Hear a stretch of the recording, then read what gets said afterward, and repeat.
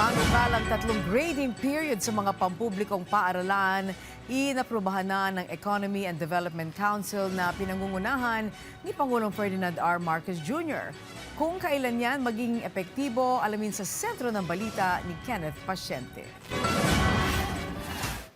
Sa pagbubukas ng eskwela sa taong 2026 hanggang 2027, ipatutupad na ang 3-term school calendar sa mga pampublikong paaralan para mapataas pa ang antas ng edukasyon sa bansa. Yan ay matapos itong aprubahan ng Economy and Development Council sa ika-8 meeting nito kahapon. Layunin ng bagong polisiya na mapakinabangan ang bawat oras ng pag-aaral na madalas na aapektuhan ng masamang panahon, pista opisyal at iba pang okasyon. Mula sa 4 na grading period patungo sa 3 grading period, magkakaroon ng mas mahabang tuloy-tuloy na oras ng pagtuturo sa mga estudyante na makatutulong sa mas maayos na learning pace at academic recovery bawat termino. Bukod dito, magkakaroon din ng panahon ng mga guro para sa professional development at pagsasagawa ng mga catch-up initiatives. Ayon kay DepDev Secretary at ED Council Vice Chair Arsenio Balisacan, ang hakbang na ito ay bahagi ng pagsisikap ng pamahalaan na bumuo ng globally competitive workforce sa pamamagitan ng evidence-based solutions para mapunan ang educational gap sa bansa. Batay sa 3-term school calendar, magsisimula ang unang term mula Hunyo hanggang Setyembre.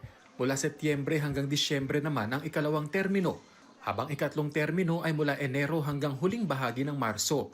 Kukumpleto ito sa 201 araw ng klase para sa buong academic year. Inaprubahan din ng Council ang pagwawakas ng umiiral na Investment Coordination Committee approval para sa Unified Grand Central Station Project upang mapabilis ang natitirang konstruksyon sa pamamagitan ng iba pang mekanismo at contractors. Layunin ng proyekto na magkaroon ng isang central station na nag-uugnay sa mga pangunahing railway systems gaya ng LRT Line 1, MRT Line 3 at MRT Line 7. Inaprubahan din ang hirit ng DPWH na itaas ang budget at pahabain ang implementasyon ng Reconstruction and Development Plan for a Greater Marawi Stage 2 na bahagi ng rehabilitasyon ng Marawi City.